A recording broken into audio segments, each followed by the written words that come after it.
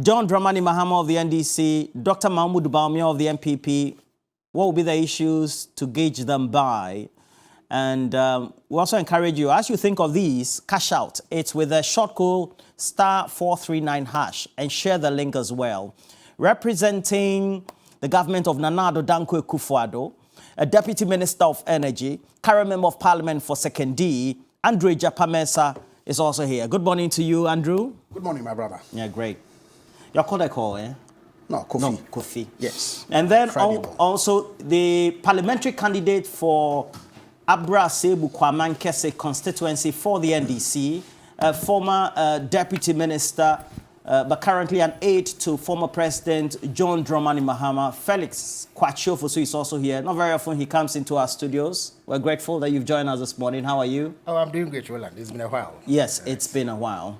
Now let's get some highlights of some insights. First from Kenny Japon, who acknowledged defeat but said he will support the party, and subsequently the newly elected presidential candidate of the NPP. That is the only thing I've always been preaching. And I must admit, this election is fair. And my grassroots have spoken. And therefore, I accept the results in good faith. I pledge my support that we're going to work tirelessly to break the 8. So, party members that we are here, we should put everything behind us and let's unite this party.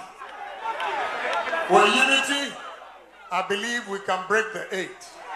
And I want to assure you, in 2024, the showdown is being translated to NDC. We have to come together and give NDC a showdown.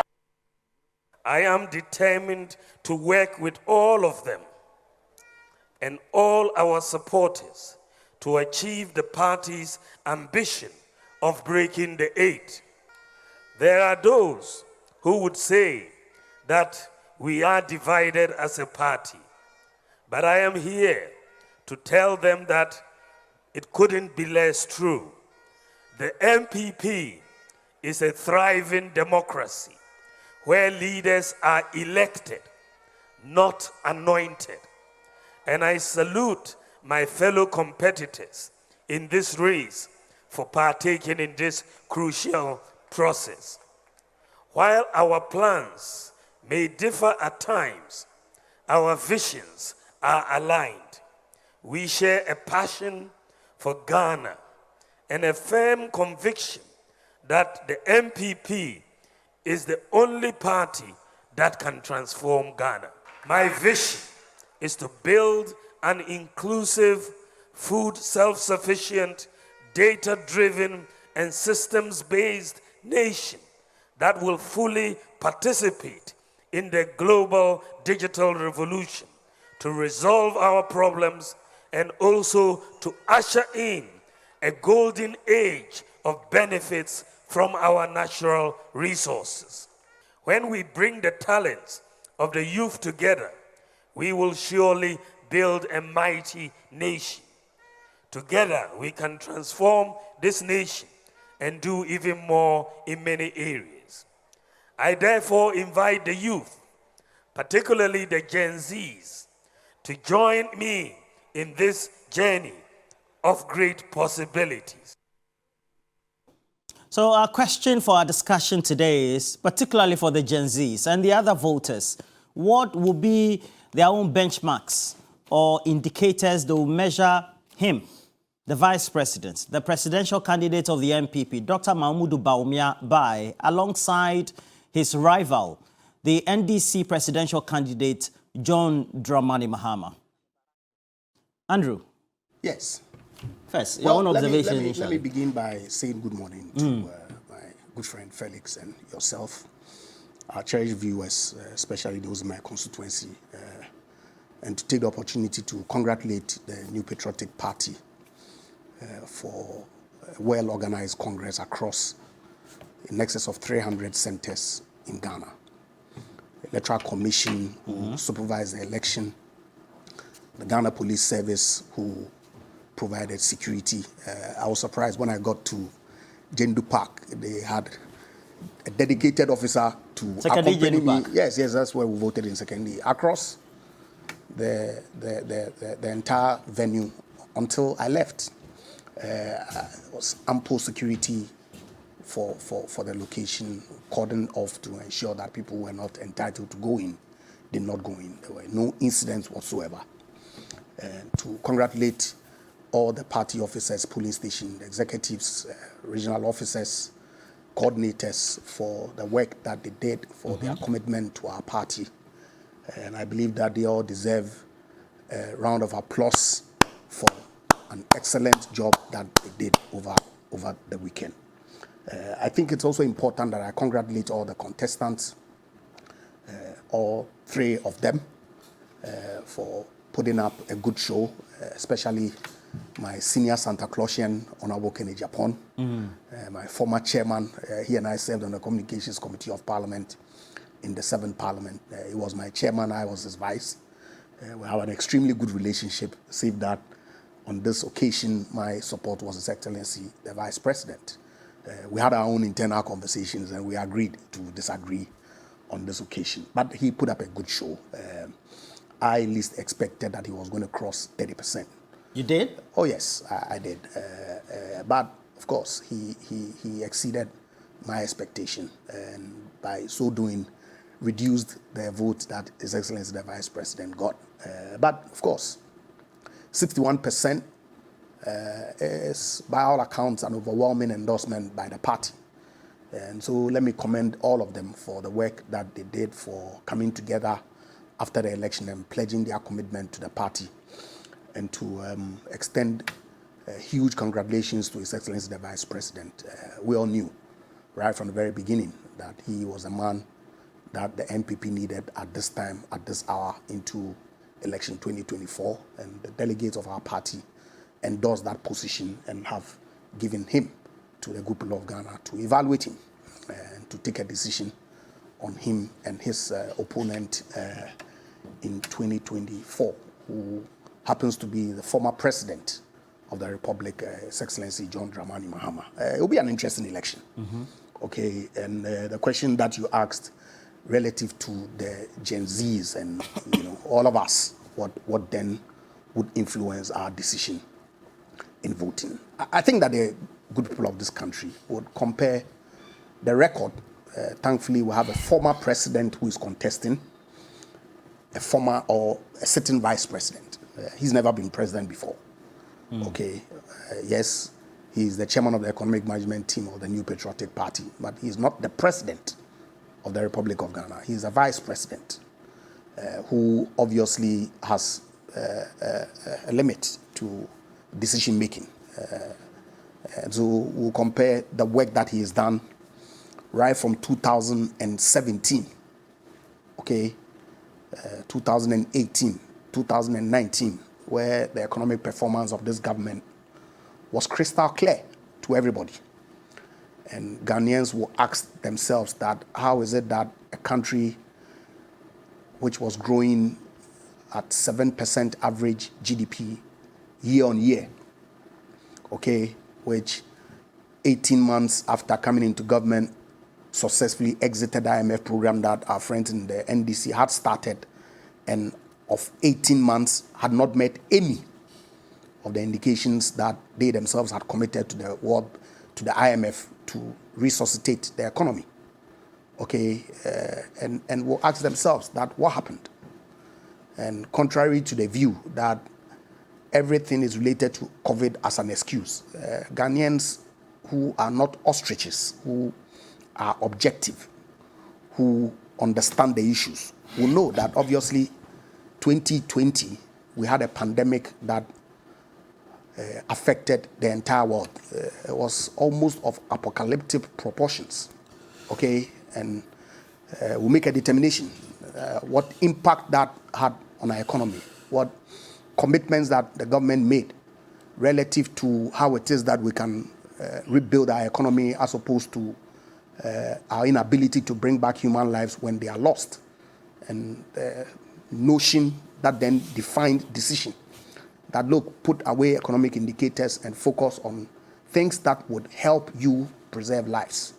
Okay, post that, Ghanaians will evaluate the decisions that government took, that let's cut expenditure, increase our revenue.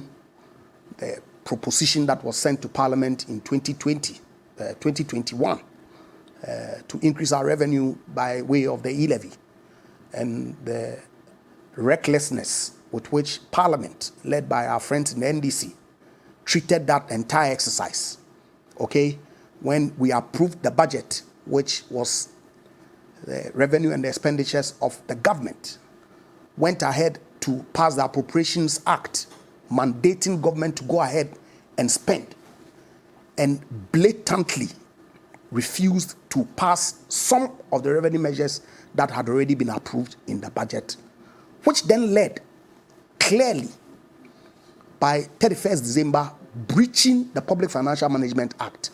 And if you look in section 22 of the Act, it's very clear that Parliament by 31st December ought to do three things: pass the budget, pass the appropriations, and pass every revenue measure that then would go to implement the budget. And if you take a decision not to approve the revenue measures, there would be consequences. Then we all saw the consequences by the downgrade, okay, and what it is that did to our economy. And finally, government taking a decision to go to the IMF to try and salvage the little that we were having, to protect the economy from collapse.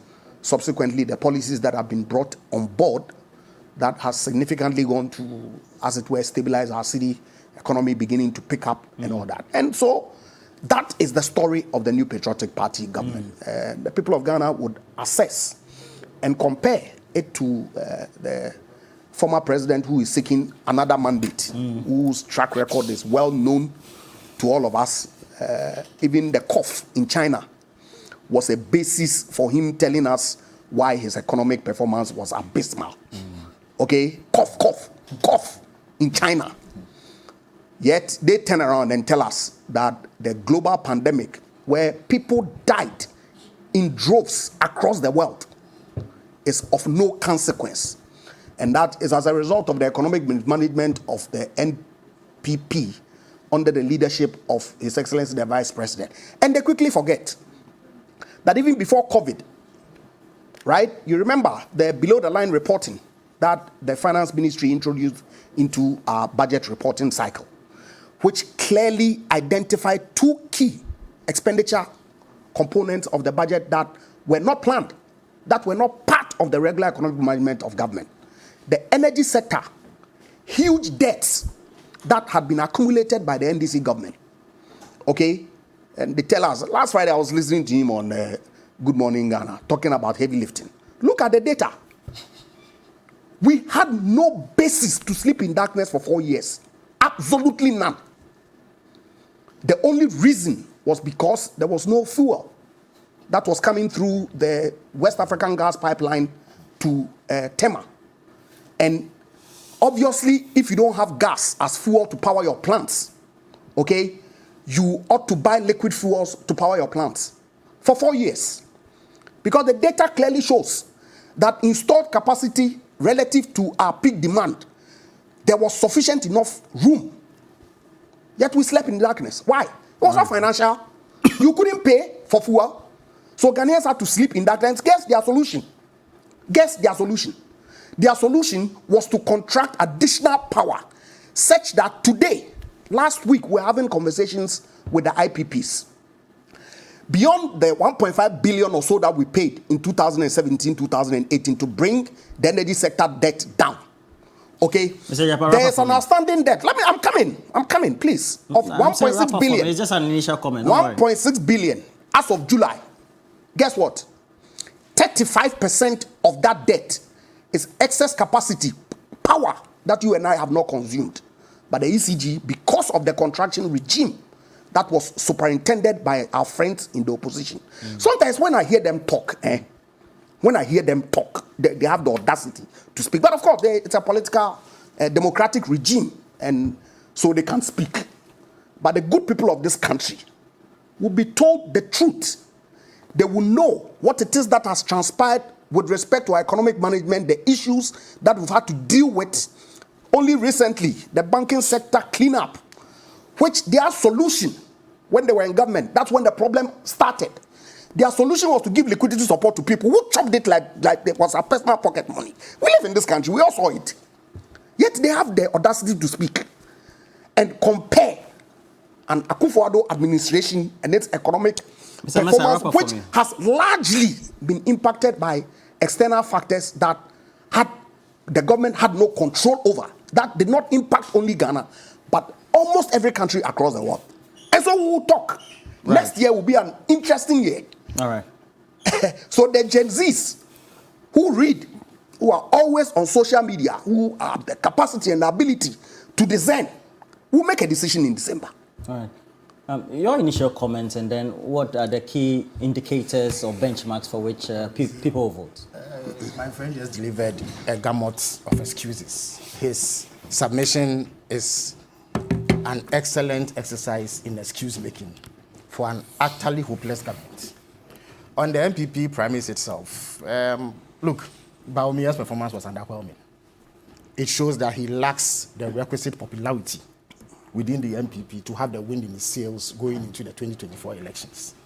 It means that at least or almost 40% of NPP supporters agree with us in the NDC and the rest of the Ghanaian people that Bawumia is not fit for purpose and does not have what it takes to govern this country.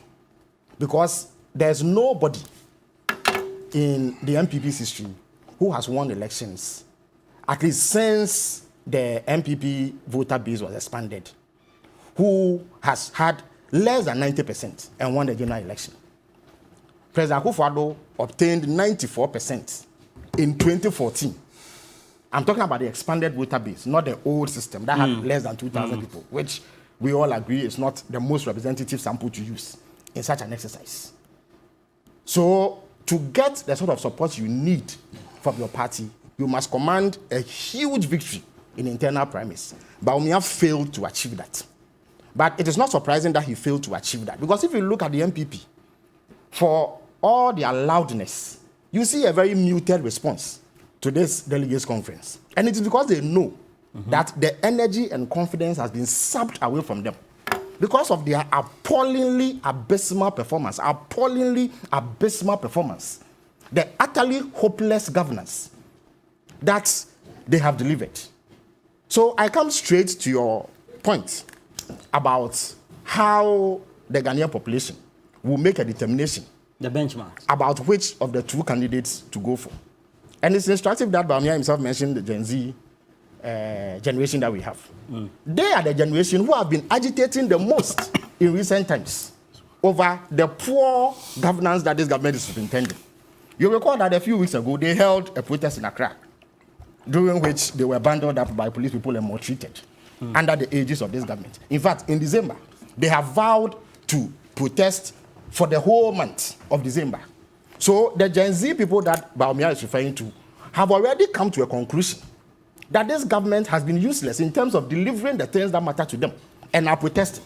There is no clearer assessment of what the Gen Z group we have in Ghana make of this government than the agitations on the streets of Ghana. But in order to put the matter in perspective, you see, when you come to compare two people running, especially two people who have records, you look at the resources they had, the opportunities they had, and what they delivered. Not so. He is here making a song and a dance about what he claims to be the abysmal performance of President Mahama. President Mahama was vice president for 4 years and president for 4 years. So you can compare him to Bawumia when he was vice president or when he was president within a certain context. You see, when he was vice president, he was given a specific mandate, which is chairmanship of the economic management team. So if you want to assess his performance as vice president, you look at the outcomes.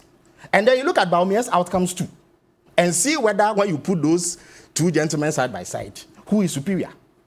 I say President Mahama is superior, and it's based on fact. I'm going to give you fact. You see, yesterday, we put out the record of performance in terms of economic management between President Mahama and Bawumia. Now, we use President Mahama's record as president because we know that when it comes to the economy, Bawumia is the one who Akufo-Addo ordained and publicly told us was in charge of the economy. In 2018, Akufo-Addo categorically stated before Parliament, he was sitting there, that Bawumia is the man in charge of the economy.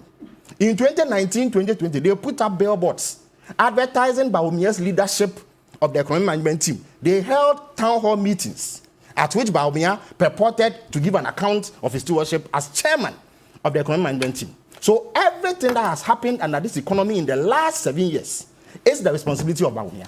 And it is fair to compare it. When they say, oh, no, it is not fair to compare President Mahama to Vice President Bawumia, so compare them as Vice President. We will oblige them. Look, fortunately, economic performance is assessed by data, not so. So, when President Mahama was Vice President, his tenure as Vice President ended in 2012. In 2012, our total public debt was 35.1 billion Ghana cedis. Total public debt, 35.1 billion Ghana cedis. Under Bawumia, total public debt, at least as of the end of last year, which is the... As head of the economic management. As head of the economic management team and Vice President. President Mahama too was Vice President and head of the economic management team. Bawumia increased this to 600 billion Ghana cedis. 600 billion Ghana cedis. President Mahama's debt was 35.1 billion when he was Vice President.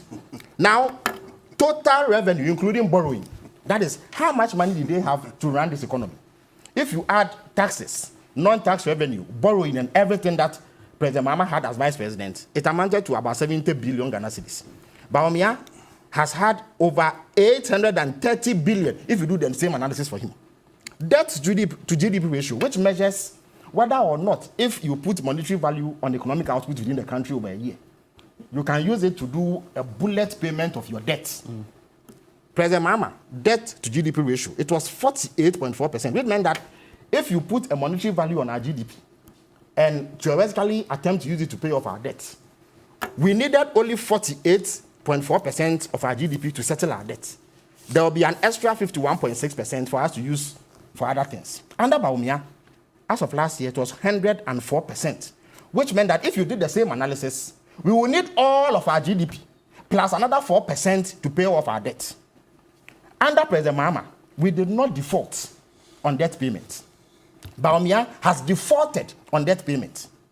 Under President Mahama, in fact, when he was Vice President and Chairman of the Economic Management Team, inflation stayed at single digit for 33 months. Under Bawumia, inflation as of the end of last year was 54.1%. When President Mahama was Vice President and Chairman of the Economic Management Team, he didn't do any domestic debt testing. In other words, he paid people who had bought government bonds on time and in the right amount that it was agreed. Under Bawumia, he has told them that they can go to hell. He doesn't have a dime to pay them. So today, bondholders, including pensioners, have endured an excruciating 100 billion Ghana cedi expropriation of their bond money. That is why pensioners routinely demonstrate at the Ministry of Finance to press on their demand for payments. Under President Mahama, the growth rate that was recorded when he was chairman of the Economic Management Team is the best Ghana has had in its entire history. The highest amongst them was 14.4% when he was chairman of the Economic Management Team. In 2012, his last year as Vice President and Chairman of the Economic Management Team, this economy grew by 9.2%. Bawumia's latest growth figure, which is last year, is 3.1%. Look, there is not a shred of basis, evidence, that suggests that Bawumia can hold a candle to President Mahama. Either when...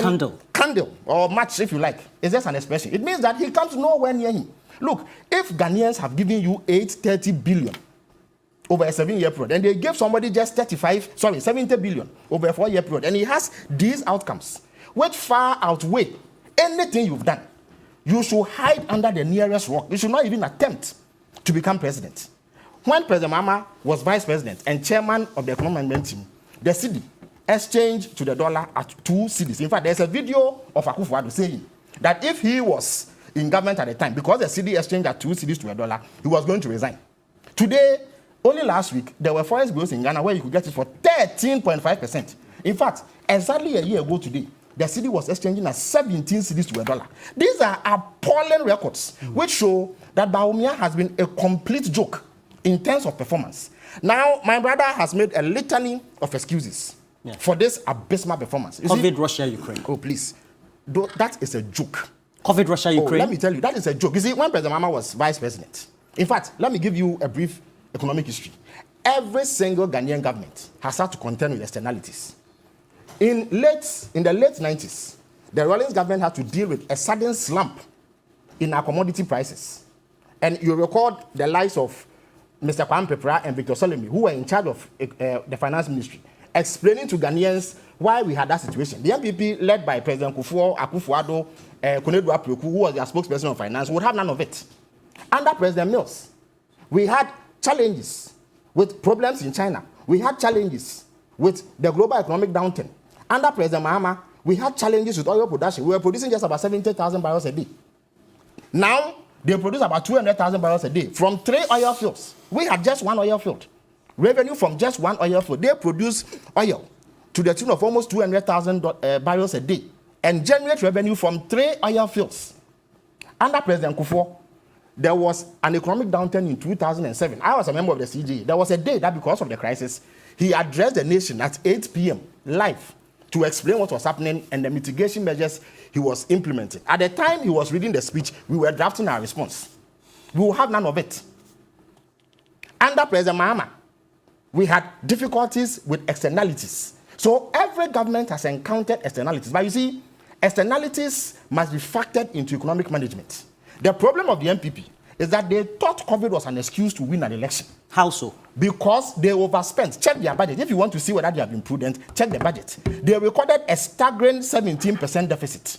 Meanwhile, they had gone to Parliament to tell us in July 2020, when COVID was in full flight, they knew exactly what it entailed, they knew exactly what to do, that the deficit will only be 11%. Because elections were coming, they overspent like there was no tomorrow. And that is what created that hole in our finances at the end of the 2020 elections. By 2021, it was clear that they had to go to the IMF. Yet propaganda, petty, puerile propaganda, because of Bawumia's, excuse my language, as we say in colloquial terms, too no. Local balance. When President Mahama went to the IMF, Bawumia said he was incompetent. Because of that, they were scared to go to the IMF. So they allowed the situation to deteriorate to the point where we defaulted on our debt because foreign investors lost confidence in us. Roland, within a space of 18 months, $3 billion in capital flight was experienced because foreign investors withdrew their money. They no longer had confidence in us, and that is what caused our currency to collapse and go up to 17 cedis to $1. So it was complete mismanagement of the economy, recklessness, disregard for sound, prudent economic management that brought us to this situation. Look, check all our peers. Roland, check all our peers. Okay? West Africa, Togo, Benin, Nigeria, Burkina Faso, Mali, Cote d'Ivoire. The inflation rates and they don't have economic indicators as bad as we have. Why? Did COVID jump over those countries and come to Ghana alone? What did we do exceptionally in Ghana here? That landed us in this mess. So it is the recklessness, incompetence, hopelessness, and utter uselessness displayed by those in charge of this economy, especially Bawumia, that has landed us here. Well, Felix, they also talk about the energy debts. Again, that is a huge joke. If they like, let them shut off car power and the power plants that we built during the energy crisis and see whether we still have electricity. Because just recently... Look, President Mahama became president on 24th July 2012. Within the first week of August, the West African gas pipeline had recorded an incident. The gas pipeline was breached, so no gas was flowing. It was not the fault of President Mahama. How was gas going to go through a pipeline that was breached? So they shut it down. Number 2, we had serious capacity deficit. And I'm challenging him, if he likes, let them turn off car power and the power plants that we built and see whether we will not sleep in darkness. In fact, even with those additions, we have been sleeping in darkness recently, haven't we? Last week, the Ghanaians not decry steel power cuts that happened, even with all those additions. Number 2, they claim that they've been making capacity charges, payments. When they were challenged to bring the breakdown, they brought us only up to $1 billion. Felix, wrap up for me. And when you check that, it includes purchases for fuel. If you buy fuel, it means that you have used it. You didn't drink the fuel. So if you bought fuel to power thermal plants, why are you complaining that you are paying? Why? You think that power generation is cheap? If it was cheap, Why is it an issue? Why? We built the Etuabo gas plant to ensure that $300 million that was used to buy fuel to fire thermal plants was completely taken off the table so that we will get cheaper gas. So it is their incompetence. Again, finally, let me address this financial sector cleanup thing. You see, liquidity support. When a bank gets liquidity support, it is a legitimate activity. The fact that the managers of the bank squandered that money does not mean that they didn't need that support. One bank that was giving liquidity support was Prudential Bank, but their managers did not squander it. They used it well. That is why the bank survived. If people squander the money, you hold them to account, like you've done to ACN. The directors and the shareholders. Okay. That is different from taking 25 billion Ghana cedis and saying that you are collapsing the bank. Look, there are banks in the UK, the US, that went into similar financial difficulty. They got liquidity support, bailouts from their governments. They have paid back the money because they are back to health. So don't conflate or confuse mismanagement by bank managers with a wise decision to bail them out so that they don't collapse. So please let them stop making excuses. And I'm glad that he himself says that the Gen Zs have a capacity to research. When they look at these two men, as you've displayed on your screen here, and look at their performance, given all the opportunities that they've had, and see that Bawumia has been a complete joke in the management of the economy, nobody will convince them to dismiss him at the polls and give power to President Mahama, who has shown capacity to do much more with far little. Well, at the end of the day, we know that when even half year 2024 and the decisions are being made and the campaign period or the electioneering is hot, and then we come to December 2024, please put that on the screen for me. There will be key benchmarks because by close of 2016, we all know what our debt levels were.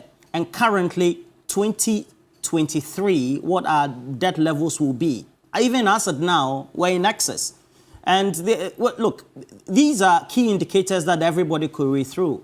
Now, Mr. Andre Japamesa, at the end of the day, whether the vice president was head of the economic management team, or as the president has said, he was the brain behind him managing the economy astutely, the point is the vice president himself, even while in a position, professed, and then came into office and said, even for example, the CD had been arrested, the key given to the IGP. And these are key issues that the vice president will be measured by. That was when? That was in clearly 2017. Precisely. Before 2020, right? Before 2020. What was the economic performance of this government between 2017 and 2020? Are you saying that the benchmark for measuring him to become the president of Ghana will be his performance? That's why I said to you. That's why I said to you that the good people of this country will ask that how is it that a government that was doing so well, all our economic indicators were looking in the right direction? How is it that all of a sudden things have become the way they become? And what are the reasons? Precisely 2020 is critical. If it's not critical, discount all the issues that happened in 2020. Take it out. In fact, 3 items alone that this government had to deal with. Financial sector, excess capacity payments, COVID-19. 50.1 billion. That compared to how much we've spent between the period 2017-2021 on free SHS, 1 district, 1 factory, planting for food and jobs, development authorities, Ghana Card, Zongo Development Fund, NAPCO, teacher and nursing trainee allowances, all come to 15.62 billion. All these flagship programs cost 15.32 billion for the period 2017 to 2021. COVID, excess capacity, and financial sector cost you 50.1 billion. 3 times. So it's irrelevant. Is it? But see, I'm surprised that you put up this voodoo analysis on your screen. How is it voodoo? But how have you even verified it when they say, for example, that central banking financing is 0 under President Mahama? Is that factual? 2016. Oh, I'm asking you a simple question. Is that factual? As at. You say as at. Yes. So you're comparing this entire period? Yes. No. Of course. Go ahead. So you see. Go ahead. You guys should verify some of these things before you put it out. These are verified facts. Let me ask you this. I'm asking No, please. And I'm responding to you. Please. Let me ask you this. You don't want me to ask you questions, please. So please relax and let me know. So are you saying 2016, the benchmark for which Ghanaians gave the Akufo-Addo-led government in excess of close to 1 million was because they looked at the performance 2013, 2014, so good at the time when we even had the finance minister being Kwabena Duffuor, and we did so well within that period. And as a result of that, in 2016, we had gone to the IMF and decided to overlook the 2014 and then also look at 2016. What happened in 2015? What happened in 2014? 2013, 2014, the economy did well. So at the end... look, the economy under President Mahama never recovered from 2012 after the general election. Yes, because we had the deficit at the end of the 2012 after the general election. What happened? Yes, but at the end of the... So what are you telling me about 2014? But at the end of the... Why did we go to the IMF At the end of the day, there was marked recovery. There was marked recovery. Because at the time... What recovery? Yes, because after 2012... What data are you speaking to? Because after 2012... This economy has been in comatose from 2012 through to 2015, hence the reason for going to IMF. Is that not it? Is that the case? Precisely what happened. So what's happening now? So I'm asking, what were the factors that precipitated that decision to go to IMF in 2015? Cough in China, cough. And you want to take away a pandemic that affected the entire world? And he says that yes, and it's true, COVID affected every country in Africa, including our peers that he makes reference to. But did our peers have to deal with a financial sector crisis in Togo, Benin, and Burkina Faso? Did Togo, Benin, and Burkina Faso have to deal with an energy sector debt that was crippling the economy? So you cannot look at Ghana and say that don't make reference to COVID because COVID affected everybody. But your underlying conditions were your financial sector cleanup bill, which was as a result of the incompetence of Mr. Mahama's government, which had led that problem, and also the energy sector. And he makes a point that turn off car power, and we'll go in darkness. You don't even understand what it is that you... He does not. He does not. He doesn't. Explain to me. Because you see, he forgets, or rather conveniently, doesn't want the good people of this country to know, that he has a take-or-pay obligation on Sankofa gas. The ENI gas is on take or pay. 210 million scarves of gas per day. So it was important not to incur that debt without using the gas, hence car power. So let me tell you what it is that happens within the energy sector space. They have what we call the merit order dispatch, okay, which is something that GRIDCO uses to manage both the gas and then the power production, the generation side, just so that at every point in time, you minimize the cost to the state. And so, if gas plants are available, you dispatch gas plants first. Why? Because if you don't do that, what it means is that you would be paying for the gas that you are not consuming, and also car power, which is also on take or pay. So, let it not be said that because car power was contracted, if we had excess capacity, right, that should not have been the case. Because you have to manage the entire chain. And these guys gave us a double whammy of problems. Which is what? The gas on the take or pay from Sankofa. Of course, the investment was good. Save that at the time that they contracted Sankofa, ENI, it was the most expensive pipeline gas in the whole world. But at the same time, it was a good investment. Because, see, it's giving us oil. It's giving us gas. Gas is relatively cheaper than light crude. So how does one investment become a good investment, and at the same time you say that it has to be bastardized? Are you listening to me? I'm listening to you. Have I bastardized it? I'm saying that I said it was good, except that at the time that they did the contract, the price that we paid for ENI gas was the most expensive gas in the whole world. Did you hear that? Did you hear that? Or you think it's so important for Ghanaians to know? Let's not do this. Which is what? That I'm saying that the project is good, yet I'm bastardizing. I'm giving you the bare facts. Okay?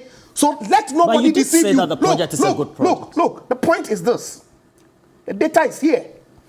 Your energy sector, your peak demand and everything that is associated with it, and why we slept in darkness for 4 years, Mr. Mahama cannot, under any circumstances, defend it. Because the facts speak for themselves. That as of 2012, okay, 2013, 2014, this is the data. The thick blue graph, okay, is our installed generation capacity. The red line is our peak demand, and the blue line is what it is that was added in 2015 through to 2020. All these contracts had been signed by the NDC before they left office, and the plants were onboarded year on year until we got to look at that red line and see for yourself why we slept in darkness at the time that we have sufficient enough generation for 4 years. Yet, look at the contracts that they signed on. It's only in 2020 that we've begun, in fact, to consume some of that power. That is not to say that some of the power plants that they signed on were never turned on between the period. Because like I've explained to you, Gridco ought to look at the entire value chain with the view of minimizing cost on the state by deploying plants that would consume the fuel that is available. Okay, so look, this data that is put out there, they're comparing which record Mr. Mahama as president. At the end of the day, and look, nobody's going to run away from the economy. At the end of the day, you say, well, car power contraction was good. That's not what I said. You had raised. That's not what I said. What did you say? He said that if we say that there's excess capacity, let's turn on car power today. And I've explained to you, turn it off today. And I've explained to you the rationale for still keeping. It's good that you're a deputy energy minister. Absolutely. And we've had this debate before. Mr. Mesa, we have this debate before. So let nobody deceive us. We've had this debate before. Heavy lifting. We've also had Boacheja, my former energy minister, also reiterate reasons why, even though you had bastardized agreements, even including Ameri, you had cause to even now extend them, including Kappa. Why? So if you don't extend, I don't know if Kappa has been extended. The only plant that I know they've had conversations on renegotiation is AXA. Okay? I've told you that you have a double whammy situation on your hands. You have a gas that is on take or pay. So if ENI generates the gas, you've contracted 180 million scraps on take or pay. And so you have to consume it. Because if you don't consume it, you are paying for it regardless. But in opposition, you bastardize some of these. Bastardize what? We moved the plant from Takrady, Tema to Takrady. Not so. And in fact, went ahead to do the reverse flow from Takrady to Tema, so that the excess gas in the west can be transported to Tema. In fact, went ahead to do the transaction with Gensa via GMPC to build the pipeline to Kumasi so that we can move the Ameri plant. And believe me, Ameri You've plant... already moved the plant.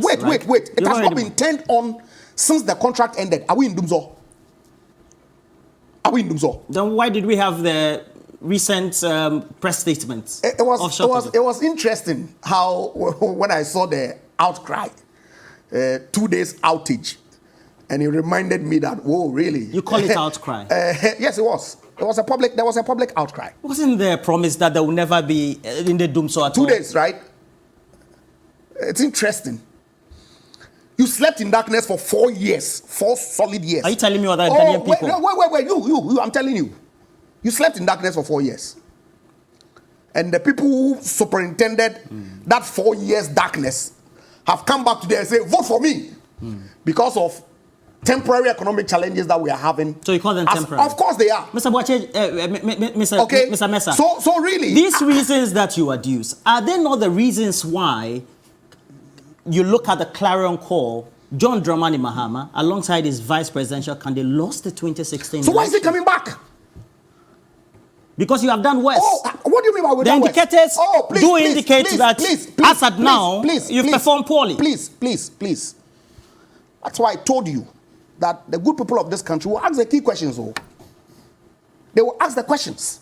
You mean they will not ask now, they will ask next year? Oh, they will ask. They keep asking. Okay? And they will keep asking. and they will look at what it is that government is doing to turn around the economy. Okay, we've done it before. All right. Our track record before a global pandemic is there for all to examine. Post that, if you think that the COVID and the issues that have occasioned our economy is irrelevant, when every country across this globe is reeling, obviously with different degrees, based on their own peculiar circumstances. And I'm telling you that the good people of this country will ask the key questions. Right. And if Mr. Mahama was rejected flat out in 2016 and again in 2020, why is he coming back? Right. Even It's a question. Even who was thrown out. Now, Felix, even in addition to that, I do know that in 2019... Two-tenths. What? Please. Two-tenths. I kept quiet when you were speaking. I'm not going to tolerate interference. Even in 2019, the CD depreciated by 13%. But I was going to make the point. And compare the record of the NDC before that. Please. I told you that I won't tolerate interference. You know, when you were talking, he didn't talk, please. Even Akufo-Addo, who was thrown out in 2012 and 2008 and 2012 came back. President Mahama was opposition leader in 2020. So if you lose election, it's not a big deal.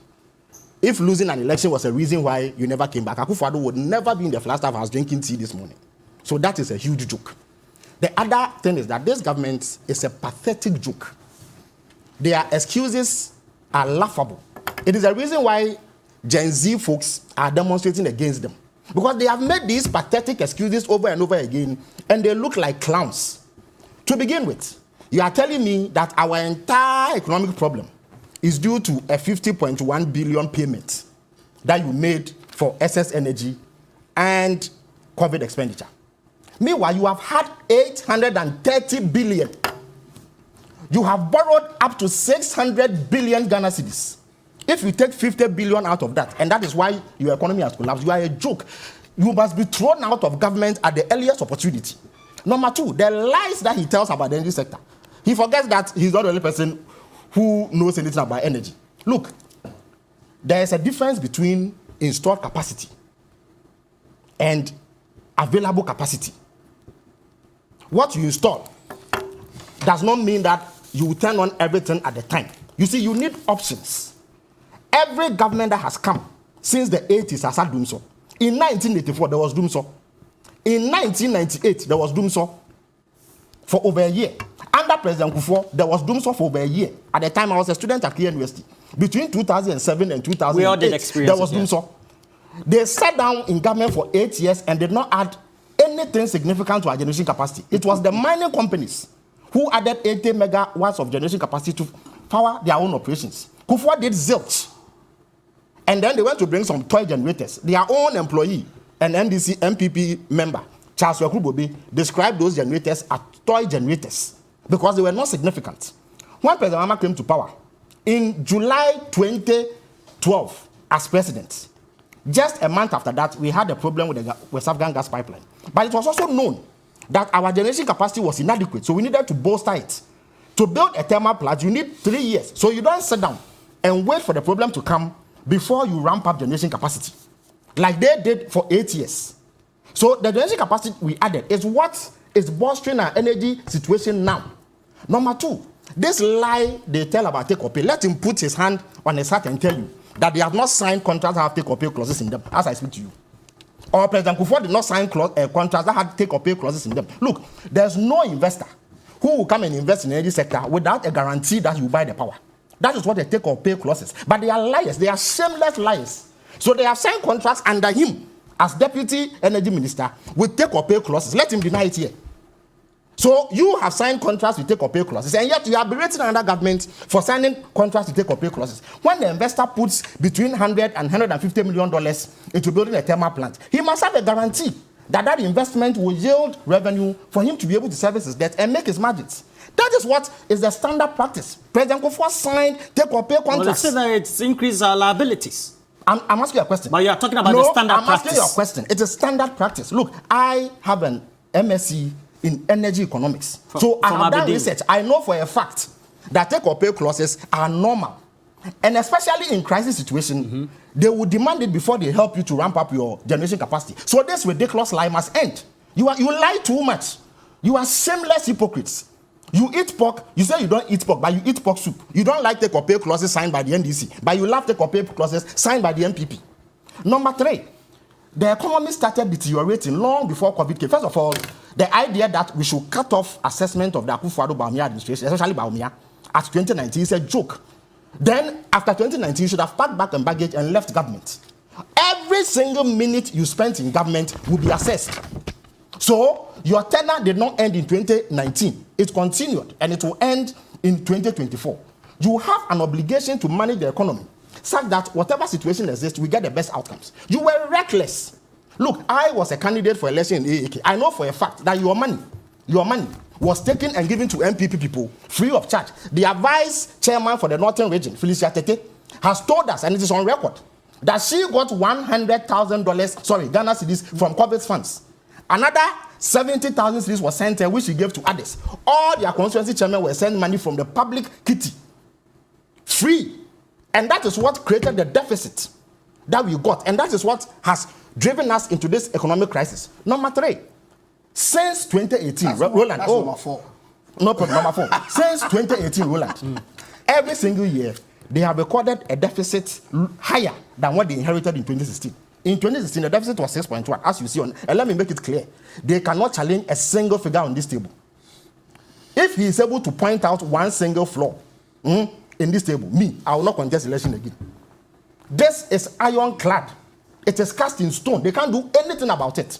But let me come back to the facts. In 2018, they recorded a deficit of 7.5%, which is higher than the 6.1 they met. At the time, there was no COVID. I lie. In 2019, they recorded a deficit of 7%, which is higher than what they met. I lie. Was there COVID in 2019? There was not. In 2019, the cedi depreciated by 13%. Was there COVID? In 2020, he should look at his own finance minister's budget. COVID had come. By July, they knew that COVID was there.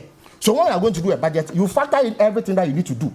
He went to Parliament in the middle of the year to tell us that, all the analysis I did in November the previous year for the 2020 budget are off gear because of COVID. So I am coming to do a new one which factors in COVID. You did a calculation and said that, because of COVID, you have a deficit of 11%. Because elections were coming, you started spending by heart as if you didn't have a head, like a headless chicken. And when we finished the election, you had recorded a deficit of 17%. A huge hole had been created in our finances. And yet you are here telling us that we should discount that and that your tenure ended in 2019. So between 2019 and now, is it my grandfather's dog that is managing the Ghanaian economy? They said COVID and Russia-Ukraine has effect. I'm saying that it's a joke. You see, when I told you that other countries all have COVID. Look, there are countries that we actually sell electricity to. They don't even have generation plants. We sell electricity to in order for them to survive. Togo and Benin, in terms of their economic weight, they are nowhere near us. But check their figures and see whether it has deteriorated. This is a clueless bunch who have wasted their money. Why? At the time that COVID was in full flight, you thought that a $450 million cathedral is your priority. The president stood on the platform and told us that his biggest priority when COVID was in full flight was the building of a $450 million cathedral. They have committed up to $110 million into that useless hole in the middle of Accra. That hole, they've paid $58 million. The contractor is holding certificates worth $52 million that has to be paid. If you add it, that is $110 million. If you pay $110 million to dig such a useless hole, why will the economy not slap? Is it COVID that caused you to dig the hole? Well, the board had a press conference last week. They said everything was fine. Well, that board is a joke, with a greater respect to them. They are a waste of our time. The board is a joke? They said they've imported statues. As we sit here, you cannot buy, logistics for the radar unit at Kolebu. 19 people have died since May. And you've spent Ghanaian money to go and import statues to come and put in a hole. That is useless governance if I ever saw one. In fact, it is further reason why they must be thrown out at the earliest opportunity. So this government have lost their way. Bawumia has failed. If you fry it, you cook it, you grill it, you roast it, everything you do shows that Bawumia has failed. Number 5, President Mama, when he was vice president, you see, we had 8 years in government. They forget that. They forget that before 2012, we also had 4 years. Then we should also say that assess us up to just 2012. After that, cut it. But that argument does not make an iota of sense. It is a senseless argument to tell me that after 2019, we should not look at your performance again. Look, crisis does not mean you should be reckless. Roland, if your house is on fire, you do things that do not extend the fire, don't you? If you wake up and you see that there's fire in your bedroom, don't you take steps to ensure that it doesn't come to the hall or the living room? But these are people who saw fire in their bedroom and they poured petrol on it instead of pouring water on it. And they tell us that because there was fire, excuse me if my whole house gets burnt, when they could have done something about it. Number 6, there has been no time where the Ghanaian government has been given so much largesse than under these people. How so? They got over 30 billion Ghana cedis because we had COVID free. The World Bank, sorry, the IMF, we sat down one day. When we woke up, they had given us $1 billion for free. $1 billion. No Ghanaian government has had that. You got $1 billion. At the time, it was worth about 7 billion Ghana cedis. Then, other donor agencies brought us monies. There is a regulation in our books that the Bank of Ghana cannot lend you more than 5% of the previous year's revenue. Bawumia recklessly supervised the contraction of 77 billion Ghana cedis from the Ghanaian, what do you call it, the Bank of Ghana. In 2016, we had zero central bank financing. Look, in 2014, we borrowed $1 billion, the equivalent of $1 billion from the Bank of Ghana. The following financial year, we paid everything in full. You go and pay the 77 cents. They can't pay. So the Bank of Ghana has illegally, unlawfully, and recklessly written off over 40 billion Ghana cedis of that debt for them without recourse to Parliament. So when he tells you that there are reasons why Ghanaians to accept this appalling, abysmal, horrible performance, which has plunged us in the most catastrophic economic hardships ever in our history, they should be dismissed. And I'm glad that the Gen Z folks follow this. That is why they are on the streets. Indeed, December, they say the whole December, they are going to sleep with you at the Flagstaff House. You mean the series of demonstrations that have been announced? You think that the Gen Z have heard the excuses? They've heard the excuses, but they know that it is a joke. They know that they are only telling tall tales. After they are two no, Bawumia's two no in opposition. He told us that if the fundamentals of the economy are weak, the exchange rate will expose you. Then he comes to power and tells us that, oh, if the exchange rate exposes you, it doesn't mean the fundamentals are weak. What kind of illogic is that? What kind of nonsensical propaganda is that? And you see, you in the media must hold them to strict account and proof. The financial sector cleanup that he's talking about. Look, when banks run into difficulty, you must think as a government. Your first recourse is not to collapse them. When you give liquidity support, it is to ensure that when you take your check to the bank, they honor it. They say it's one of the two options. So they decided to choose the other. The other one collapses the bank. What they have done is that, first of all, they have removed about 8 Ghanaian indigenous banks from the financial sector. So we are short by 8 banks in the financial sector. I beg your pardon. But I have pointed out to you that there are banks that manage the liquidity support well, like Prudential Bank. Why don't they mention it? They were astute managers of the funds, but those who embezzled it do not give a justification for collapsing the bank. You can hold them to account, like was done elsewhere. But you are reckless. There are some of the banks that they saw political coloration in, and so they collapsed it. And you use 25 billion to solve a problem that you could have used 9 billion Ghana. Let me explain to you. Look, as part of the IMF conditions in 2016, we did what we call an asset quality review, which revealed that these 8 banks were in trouble. So the decision was that instead of collapsing them, save them. The first step was to give them liquidity support so that they honor their commitment to their depositors. The next step was to pump in 9 billion as a loan, which they will pay back after the government through the Bank of Ghana has ensured that proper management is put in. They came in, they saw this arrangement and decided that they will pump 25 billion of your money. Because you see, if you don't collapse the bank, depositors won't demand their money. Once they hear that the banks have collapsed, that is when they come and demand. And again, check. In 2020, early 2020, Bawumia, he is on record to have said that they were not going to pay the depositors. They will issue bonds. When the depositors started agitating in June and they saw elections were coming, then they quickly went to take 25 billion to pay them just to carry favor with 4 million bank depositors. Well, so Mr. these are people who don't know economic I have a couple of questions from some of our viewers. So let me just put that to you. You don't want me to respond to... No, you will respond. Once I should ask you about all the concerns that will be raised about PDS and its relationship with ECG, so supposed to have been revenue that was collected has still not been accounted for. Is that true? I'm not aware. Look, you are not aware? I'm not. You are not aware? No, I'm not aware. See, you see, Felix sit here and says Akufo-Addo was thrown out. Akufo-Addo contested an election as an opposition leader, and he lost. Mr. Mahama was sitting president, and he was thrown out. So if you're talking of people who have been thrown out, you cannot ascribe that to somebody who was looking to come in. The description really fits the person who was sitting there and was booted out. And that description fits only one man, John Dramani Mahama. That's clear on the record. You cannot dispute it under any circumstances. See, you say Gen Z people are demonstrating. Why? Is it the first time that we are seeing demonstrations in this country? Is it the first time? Under your watch, there were no demonstrations in this country. Unemployed Students Association of Ghana. We saw them under Mr. Mahama's watch. Look, some of us don't have short memory. Unemployed graduates. And yes, and you sit here. The most useless organization You sit here. the NPP created. You sit here. Today, unemployment is No interjections. You interject. You sit here. Where is that organization?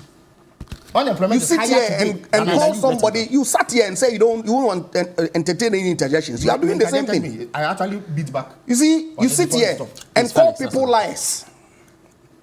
Say that we are lying. And you go ahead and say that President Kufuor added zilch to our generation capacity. Buidam. Who built it? Roland. Who built Buidam? Came on stream in 2015. Who built it? It didn't come on stream in 2015. Buidam came on stream in 2013. Fine. But It, as of look, you say, please, Let him make his Who point. built it? What did you add in 8 years? Tell me. You sit here and say, justifying the reckless power contracts that you signed, that generation plans take 4 years to build. The Buidam there was supposed to be to come up overnight, right? Buidam was supposed to have been completed the day it was started. Accept that you lied that President Kufuor did not add anything. Because lied this, about tape of I don't fight. have a problem.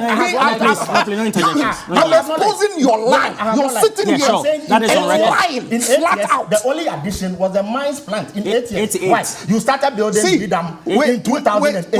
wait, the year that you were 88 leaving. megawatts. Please, What are let's you talking go. Let's about? go. In 2008 when you were leaving, that's when you started Bidam. President You see- Mama, he brought car power in 2015. You see- he brought Ameri in 2015. Point being. Within All the he's period saying is of that it president. started under the Kufuor Fine, administration. great. But if I say that in 8 years you added Will you that, it allow is me true. to have my It thing? is true. Please, just have It is 2 a fact. minutes. Wait, our time is up. You see, 2 minutes and then I you haven't answer. said that the assessment of the NPP government should end in 2019. But that's what you're What- essentially I haven't saying. said so. You say we should discount No, because of please. COVID. Please, I let him haven't have said his so. 2 minutes. Let him have his 2 I minutes. haven't said Felix. so at all. What I've said is that the good people of this country will ask questions.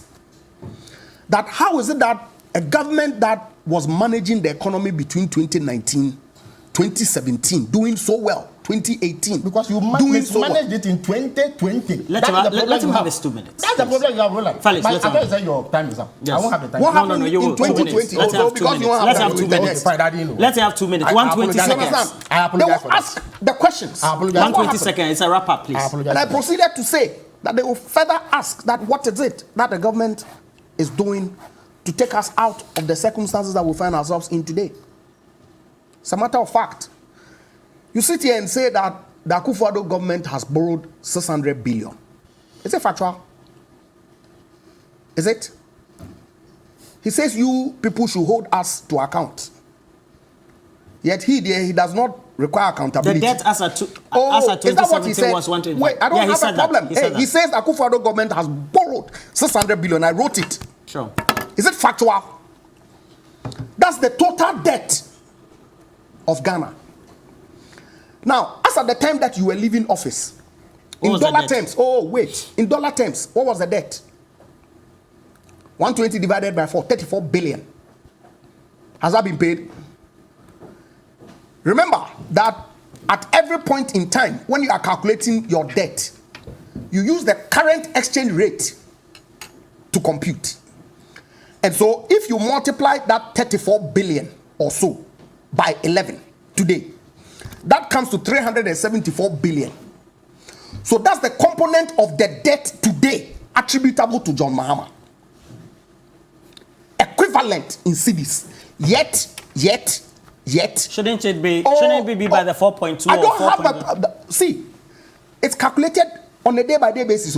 I understand. So yes, you Shouldn't can it say be? that the I'm asking exchange you the rate, question. the exchange rate, which is a factor of the debt, But to sit here and say that you, Pope John Paul's junior brother, speaks no lie, truth, to sit here knowing this fact that the total debt is a function of your exchange rate at the time of computation, and say that Bawumia has borrowed 600 billion. Is it true? Is it? If you take out the 374 billion. Why is it 374 because billion? I'm multiplying 34 billion by 11. Because on this day. What kind of Takashi economics? But that's exactly what it is. That is exactly what it is. What was the exchange rate? What was the exchange rate? Roland. If the dollar was what was the exchange rate in December 2016? If the dollar was 4 today, would our debt be 600 billion? But because of mismanagement. So the point that I'm making is this: that the rate has gone to 11, 12. Wait. The point that I'm making is this: that the fact that your debt has increased does not necessarily mean that you've added more debt, because the computation of your debt at any one point in time is a function of the exchange rate. No, we do understand that. You don't, because if you do, you'd have corrected him by pointing out to him that to suggest that Bawumia has borrowed 600 million is flat out lie. You can say legitimately that the management of the exchange rate, which we all can determine what factors influence it, has led to a growth in our debt from so much to 600 billion.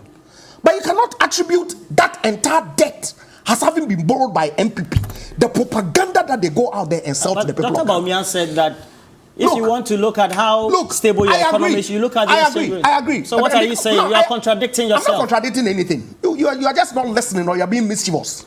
No, I'm listening to you. You are not. Or you're being mischievous, pure mischief. Because what I'm saying to you is not being mischievous. We can have a debate. We can have a debate on the exchange rate. And I agree. Consistently agree with the Excellency the Vice President that when your fundamentals are weak, your exchange rate will expose you. And our fundamentals are weak. You agree with that? Of course, our fundamentals are weak. But at the same time, you say our fundamentals are the weak. reverse. Our fundamentals are weak. The reason why we've had to go to the IMF to try and get some help in rebuilding the economy. And even do domestic debt exchange as well as the external. Please go ahead. But you see, the domestic debt exchange, the mischief that he put out. What is it in simple terms? Government is stretched. True. There's no denying. And that's why I said that the good people of this country will ask the questions as to what accounted for where it is that we are. Government is saying that, look, for reason A, B, C, D, E that has happened, I'm unable to meet all my obligations as and when they fall, because my debt is unsustainable. So can we renegotiate? There's no denying of the obligation. I've worked in a bank for 7 years.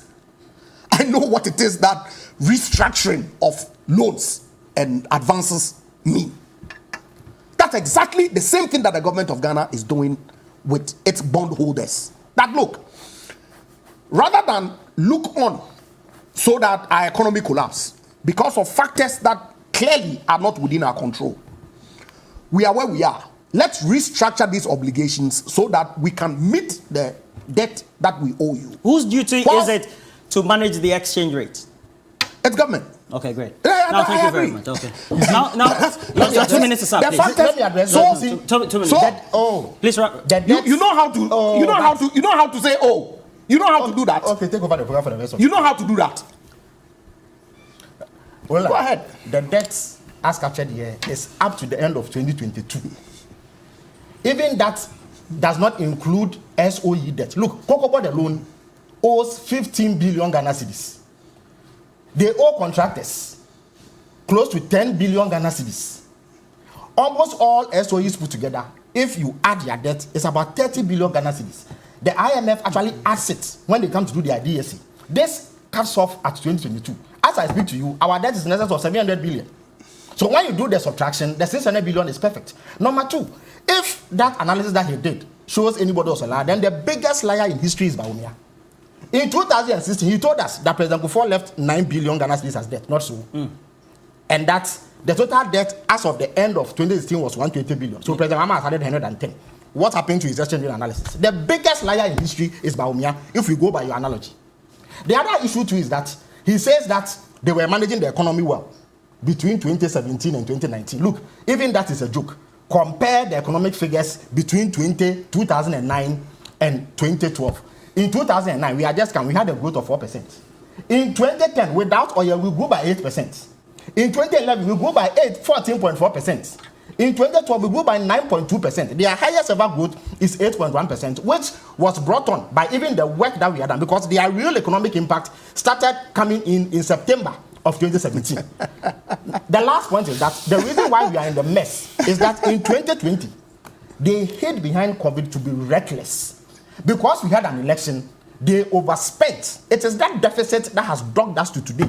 So let him stop telling this tale that we should cut off the economic management in 2019. That's why I asked the question. That between 2019 and now, is it my grandmother's dog that has been managing this economy? Nobody has said that. Nobody has said that. Yeah, but that's what I'm No, that's what I said. I'm correcting the misimpression that you put out there. Take the budget of 2020. You will see that we had a deficit of 17%. The reason for that is that they engaged in unbudgeted expenditure. They borrowed money and spent it within the fiscal period. Exactly. When they themselves had gone to parliament to tell us that this is what we will spend, they knew that COVID was there. Everything that they wanted to do in COVID, they had factored in the budget. But they saw elections coming and decided to overspend. That is what has destroyed the economy. So it is your fault and not anybody. In fact, he even blames NDC MPs for opposing 11. He says that because of that, the economy collapsed. Right. Because we fought for the Ghanaian to protect them from introducing the draconian tax. You say that is our fault. So why did you pass the Appropriations Act? When Akufo-Addo went to demonstrate why did you pass the Appropriations Bill? Then he should be accused. Why did you pass the Appropriations Act? He should be accused of genocide. Therein lies the responsibility. What responsibility? Why did you pass the Appropriations? You have stolen All right. Why did you pass the Appropriations Act? Why did you pass opposed VAT? Why did you pass the Appropriations Act? Please, off their mics for me. So my lead director today, Harriet Asumda Mensah, has decided to give me 2 minutes to read messages. Okay, so she says, Brakweku says, Roland, the modern vice presidency is a position of significant power and is widely seen as an integral part of a president's administration. While the exact nature of the role varies in each administration, most modern vice presidents serve as key presidential advisors, governing partners, and decision makers, and represent the president. Here in Ghana, our president and the vice, especially the vice, is managing a committee for the economy. So what is he saying? I have a couple of messages also. Let me just make sure that I read them appropriately, as Harriet Asumda Mensah has allowed me. I have this one from Flap Together. He says, if you bring Felix to your show, I'll delete your channel from my decoder. So that's what he said. But even he has sent a text. Even he has sent a text. We are tolerating him. Why are you attacking him? But did not allow him to make his point. It's a message. Message. Allah. Has sent a text. All right, so it says, this one is from Alfred Kojo Triddles. He says, Honorable Ijapa Mensah has forgotten that the NPP, led by the president and the vice president, mismanaged the economy long before COVID. Indeed, long before the Russian and Ukraine war. They should remember, even in 2019, economists in our various universities were telling them and projecting that we will go to the IMF based on the rate of expenditure. The only option that the NPP has is Dr. Bawumia, which means the NPP claim that they have the men who are just empty. Just look at the state of the economy. NAPCO trainees are old. Nursing trainees are old. And all of them are right here in Ghana. Issa from Tema says, it looks like the seat is hot for Mr. Mensah. Issa, good morning to you from Tema. Now this one from Dipku Ishmael from Old Traffic Lights. Please. Ghanaians will not allow an apprentice of failed president to rule us. And then we have, please tell Mr. Ijapa that the good people of Ghana include pension bondholders and customers of defunct banks who have been denied our investments are watching. Issa Haku Tamale. And then I have this one from Dr. Edu Usisakwede, who says data from 2006 to 2022 shows that the exchange rate accounts for 29% of debt development in Ghana. Thank you for this contribution. Very instrumental, and I've loved this one as well. And then Nana Ayimedu says, please extend greetings to my lovely wife, Rosalinda Ayimedu Bequin of the Youth Employment Agency. So, Mrs. Ayimedu, let me read this last one, please, last one. And then we'll go. I've enjoyed the show. Please, last one. Is the birthday of Gloria Agosikaba Nate. It's from your sweetheart, Julius. All of you sending messages, we're grateful. And thank you to you as well. We're taking a break. We'll be right back.